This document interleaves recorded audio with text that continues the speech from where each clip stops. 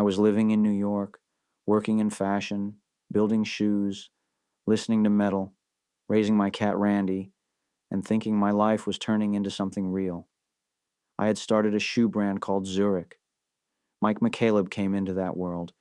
He was helpful, funny, useful, a little strange, a little controlling, but I didn't think he was dangerous. I thought he was just part of the creative chaos around me. Then Allie came into my life fast, first on the phone, then in New York, then in my condo. She moved from Utah into my life, and almost immediately we were talking about marriage. We got married, and right away something was wrong. On the honeymoon, there was no intimacy. After the honeymoon, there was no intimacy. The words were beautiful. Notes, reassurance, I love you. You mean everything to me. But physically, she was gone. I built Oliver Clark. She built her fashion career. From the outside, we looked successful. Inside, I felt rejected, ashamed, and confused. I kept asking what was wrong with me. Then we moved to LA, and everything broke open. My medication got disrupted. I made bad choices trying to stay afloat. I ended up in rehabs, detoxes, and psych wards. Every time I was sent away, I lost more credibility. Every time I came back, the story had already been told without me. Clark is unstable. Clark is crazy. Clark cannot be believed. But then I started seeing the things I was not supposed to see. I texted a Vegas number I saw call, yelled, and accused him. Allie has me sent away 5150 to Alhambra, where I was made unable to move. Men jerk off on other men as a form of power inside Alhambra. I caught felonies. Then the shadow got a name. Mike. This was not just a feeling. I saw him on the camera, in my home, touching my wife in the private space of my marriage. He had a set of keys. Finding the cache of motion recorded activity opened my eyes to the sick world of abuse I had been living inside of for 13 years. And then there was the image I can never unsee, Mike holding Allie, kissing her on the cheek, with the words, "True love," written across it. Everything changed, because it meant the thing I had been feeling for years was not just in my head.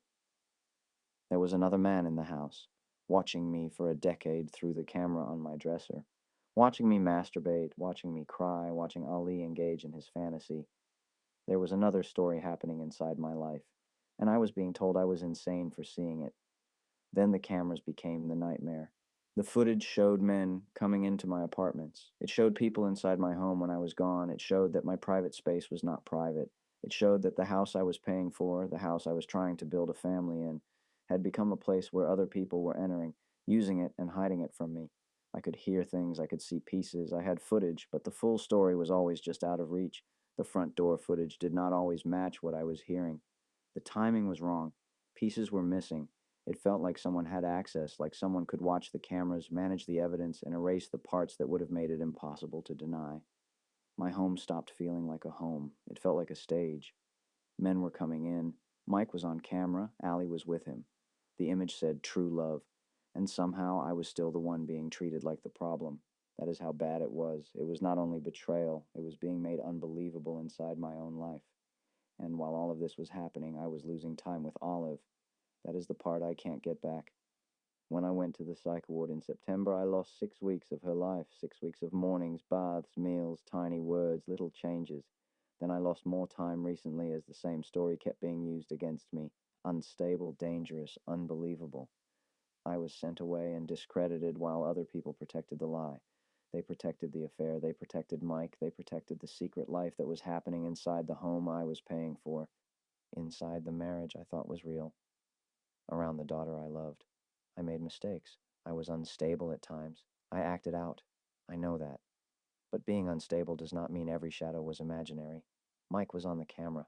Men were in the apartment. Allie was with him. The true love image was real. The footage did not make sense. The numbers did not make sense. The years of rejection did not make sense until the hidden person in the marriage finally had a name. This story is not just about sex or cheating. It is about a man being erased from his own home. It is about a father losing time with his daughter. It is about everyone choosing the easier story because the real one was too ugly to face.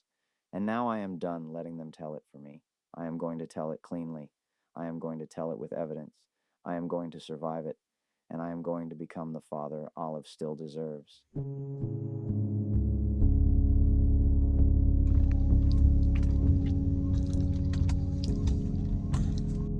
I love you, Ollie Pugh.